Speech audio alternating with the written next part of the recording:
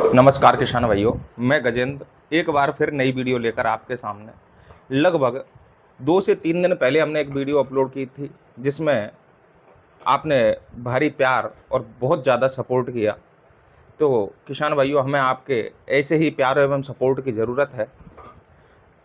किसान भाइयों, आज हम एक ऐसी वीडियो के बारे में आपसे चर्चा करना चाहते हैं जो किसान फलदार बगीचों को मेंटेन करता है और बगीचों को किस प्रकार लगाया जाए, किस प्रकार से नए बगीचों की स्थापना करने के लिए कौन कौन सी तैयारियां की जाएं और किस प्रकार से वैरायटियों का चयन किया जाए। ये बहुत महत्वपूर्ण बिंदु होते हैं एक फल बगीचे को स्थापित करने के लिए, क्योंकि जो फल बगीचा होता है उसकी कम न्यूनतम उम्र अगर कम से कम उम्र मानी जाए तो लगभग 20 से 25 साल होती है। अगर कहीं भी गलती होती है तो ये जो खामियाजा है हमें बहुत लंबे समय तक भुगतना पड़ता है। तो किसान भाइयों, हमारी वीडियो को स्किप ना करें, वीडियो में अंत तक बने रहें। तो अब चर्चा करते हैं नए फल बगीचों की स्थापना करने का समय, तैयारियां, किस्मों का चयन, भूमि का चयन। ये बहुत सारे ऐसे पहलू होते हैं, किसान उनको ध्यान में रखकर ही नए फल बगीचों की स्थापना करे।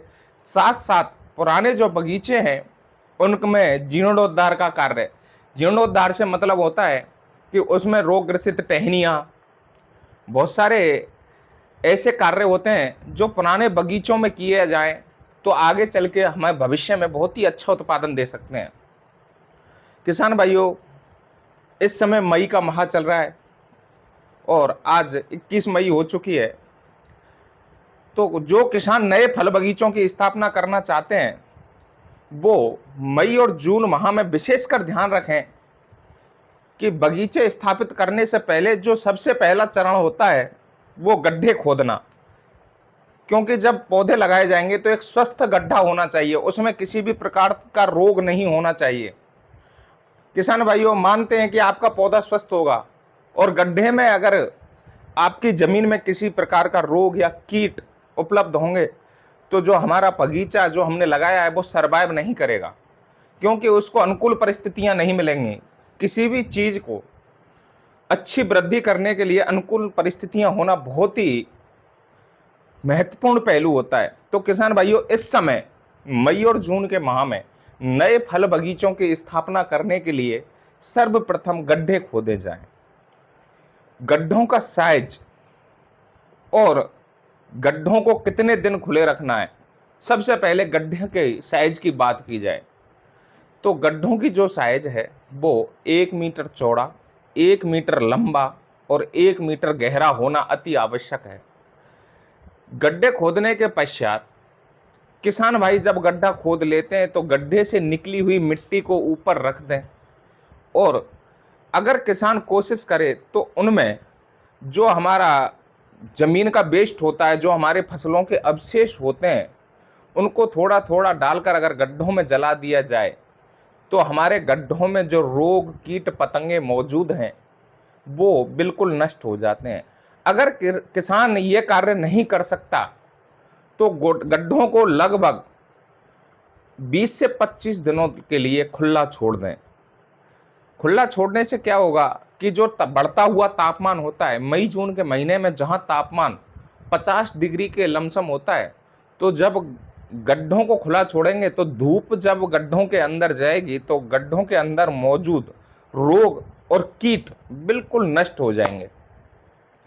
इसके बाद किसान भाइयों, गड्ढे तो खोद लिए, उसके बाद किसान भाइयों को क्या क्या तैयारियां करनी है। सबसे पहले ये जरूर ध्यान रखें किसान भाई, जिस फलदार पौधे का बगीचा लगा रहे हैं उसमें पौधे से पौधे का डिस्टेंस जो होता है उसका जरूर ध्यान रखें। कुछ पौधे ऐसे होते हैं जिनकी दूरी 4 मीटर रखी जाती है, कुछ पौधे ऐसे होते हैं जिनकी दूरी 5 मीटर रखी जाती है।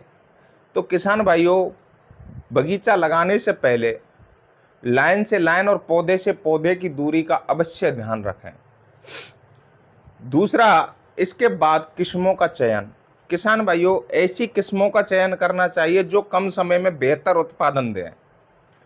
आजकल हमारे वैज्ञानिकों एवं रिसर्च सेंटरों के द्वारा इस प्रकार की वैरायटियां तैयार की गई हैं जो लगाने के 1 वर्ष पश्चात ही बहुत ही बेहतर उत्पादन देती हैं।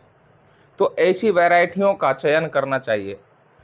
उसके बाद इंटरक्रॉप, किसान भाइयों आपने बगीचे का चयन कर लिया, पौधे भी लगा दिए, तो पौधे से पौधे का जो डिस्टेंस है वो इसलिए रखा जाता है कि जब तक हमारा पौधा अच्छी तरह से हमारे लिए फ्रूटिंग देना चालू नहीं कर देता तब तक इंटरक्रॉप लगाई जा सके।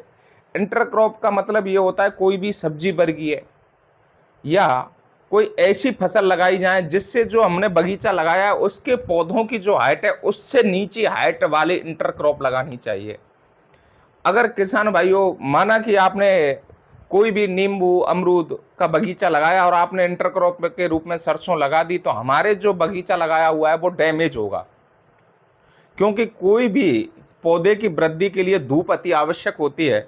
इंटरक्रॉप में आपने सरसों लगा दी है तो हमारा जो बगीचा लगाया है उसके लिए धूप नहीं मिलेगी और हमारे पौधे सूख जाएंगे।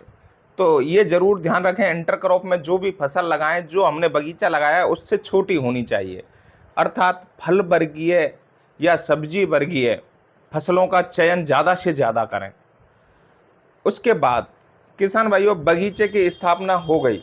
स्थापना होने के पश्चात किसान ये देख ले कि गड्ढों को भरने से पहले उनमें बर्मी कंपोस्ट और गोबर की सड़ी गली खाद डालकर गड्ढों को भर देना चाहिए। एक दो बरसात होने के पश्चात जो हमने खाद डाला है वो अच्छी तरह से हमारी मिट्टी में मिल जाएगा और उसके बाद हमें पौधे लेकर जमीन में लगाने हैं। पौधे लगाने से पहले ये जरूर ध्यान रखें कि जो पौधे का स्टेम्प है, तना है, वो जमीन में 1 से 2 सेंटीमीटर गहरा होना चाहिए। जमीन लेवल से 1 से 2 सेंटीमीटर गहराई तक जाना चाहिए। और पौधे लगाने के पश्चात पौधों के चारों तरफ अच्छी तरह से खुदाई कर दें या फिर किसी लकड़ी के सहारे उनको ठोक दें, जिससे जो एयर है वो हमारी जड़ों तक ना पहुंचे।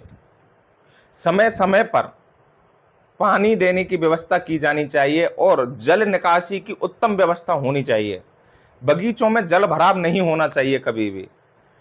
सबसे बड़ा कारण ये होता है कि हमारे किसान जमीन का चयन तो कर लेते हैं लेकिन जल भराव की समस्या से ग्रसित होने पर हमारे किसानों के जो बगीचे होते हैं वो डैमेज हो जाते हैं। तो किसान भाइयों उचित जल निकास वाली जमीन का चयन करना चाहिए। जब हमने पौधा लगा दिया तो उसके बाद देखभाल, सबसे बड़ी देखभाल ये होती है कि आजकल बगीचे लगाते तो हैं लेकिन किसान एक समस्या जो होती है निमेटोड की समस्या से ग्रसित पौधे अगर जमीन में किसान लगा देता है तो वो निमेटोड हमारे जो फील्ड है जिसमें हमने बगीचा लगाया है उस पूरी जमीन में निमेटोड हो जाते हैं और पूरा बगीचा बिल्कुल खत्म हो जाता है। तो ये जरूर ध्यान रखें कि जिस नर्सरी से आप ला रहे हो वो सरकार द्वारा अप्रूव नर्सरी होनी चाहिए और निमेटोड की समस्या से ग्रसित जो पौधे हैं उनका चयन बिल्कुल भी ना करें। किसान भाइयों अब हमने पौधे लगा लिए, उसके बाद कौन कौन सी तैयारियां करनी है या फिर किस प्रकार से देखभाल करनी है। किसान भाइयों पहले वर्ष आने वाले जो फल होते हैं उनको तोड़ देना चाहिए, क्योंकि हमारे जो पौधे होते हैं उनकी वृद्धि पर विपरीत प्रभाव पड़ते हैं। तो किसान भाइयों जो कुछ ऐसे पौधे हैं जो नर्सरी से फल लगे हुए आते हैं, किसान उन फल को अगर पेड़ों में लगे रहने देते हैं तो हमारे जो पौधे हैं उनमें वानस्पतिक वृद्धि नहीं होती। वानस्पतिक वृद्धि से अर्थात ये होता है कि उसमें नई नई शाखाएं नहीं आती, क्योंकि जो भोजन बना रहा होता है वो सब फल की ओर चला जाता है और वानस्पतिक वृद्धि जो नए कलनों का आना, वृद्धि करना, ये सब जो रीजन है ये सब रुक जाते हैं। किसान ये तो हुई नए फल बगीचों की स्थापना। अब बात करते हैं कि पुराने बगीचे जो होते हैं उनका जीर्णोद्धार से मतलब उनमें ऐसी कौन कौन सी क्रियाएं की जाएं जिससे हमारे जो पुराने बगीचे हैं वो अच्छे फल हमें देने लगें और एक लंबे समय तक बगीचा बना रहे। पुराने जो बगीचे होते हैं उनमें सबसे पहले ये देख लें कि अगर टहनियाँ सूखी हुई हैं तो सूखी टहनियों को हटा देना चाहिए, क्योंकि जो सूखी टहनियाँ होती हैं वो रोगों की वाहक होती हैं। क्योंकि छोटे छोटे जो कीट पतंगे होते हैं वो सूखी हुई टहनियों में छेद करके घुस जाते हैं और उसके पश्चात अंदर ही अंदर हमारे जो स्टेम्प की तरफ बढ़ते हैं, या पास में कोई दूसरी टहनी उसमें से अगर निकल रही होती है तो उसमें प्रवेश कर जाते हैं। उसके बाद वो टहनियाँ सूख जाती हैं और हमारा पौधा धीरे धीरे धीरे धीरे करके सूख जाता है। तो सबसे पहले ये ध्यान रखें कि सूखी हुई टहनियाँ हटाएं। हटाने का जो तरीका होता है वो ये ध्यान रखें कि आजकल मार्केट में बहुत सारे इस प्रकार के उपकरण मौजूद हैं जिनकी सहायता से सूखी टहनियों को आराम से काटा जा सकता है।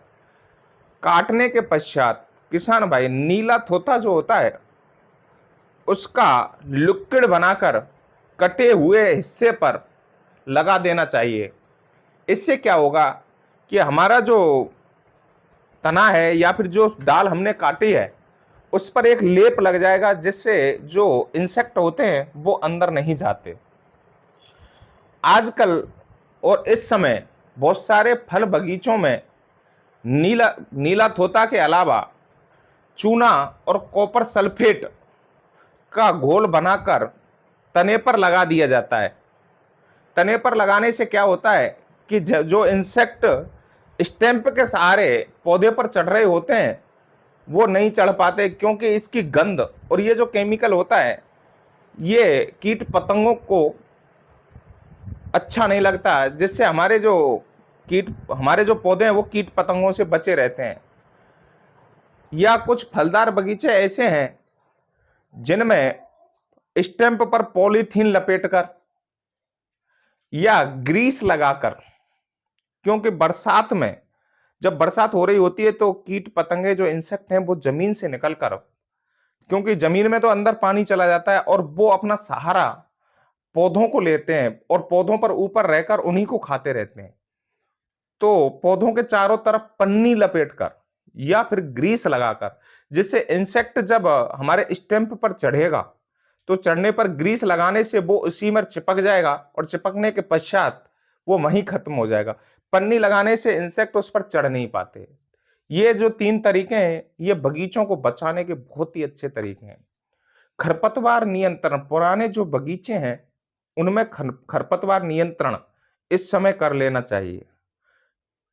इसके पश्चात बहुत सारे बगीचे ऐसे हैं जो बहुत पुराने बगीचे हो चुके हैं, उनमें से रोग ग्रसित पौधों को बिल्कुल निकाल देना चाहिए और नया पौधा लगाने से पहले उस जगह को ट्रीटेड कर लेना चाहिए, क्योंकि वो पौधा किस कारण से सूखा है यह किसान को पता लगाना अति आवश्यक है।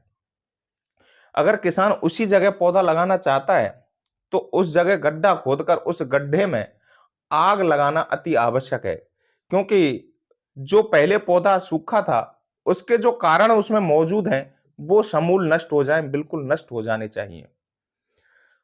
पुराने जो बगीचे होते हैं उनके जीर्णोद्धार से पहले ये जरूर ध्यान रखें कि किसान भाई आम, नींबू, बेर ये जो बगीचे होते हैं इनका जीर्णोद्धार का समय साल में 3 बार आता है और तीनों बार 100% करना चाहिए। पानी की समुचित व्यवस्था होनी चाहिए, क्योंकि ये जो बगीचे हो या फिर कोई भी हमारे बगीचे की स्थापना से पहले ये जरूर सिखाया जाता है कि किसी भी फसल या बगीचे के लिए समय समय पर पानी की आवश्यकता जरूर होनी चाहिए। जो आवश्यकता है उसके अनुसार पानी दिया जाना चाहिए। किसान भाइयों, ये हुई फल बगीचों, पुराने और नए फल बगीचों को किस प्रकार से मेंटेन किया जाए। तो इसी तरह की इंफॉर्मेटिव वीडियो देखने के लिए हमारे YouTube चैनल कान्हा फार्मिंग को सब्सक्राइब करें, बेल आइकन दबाना ना भूलें। धन्यवाद।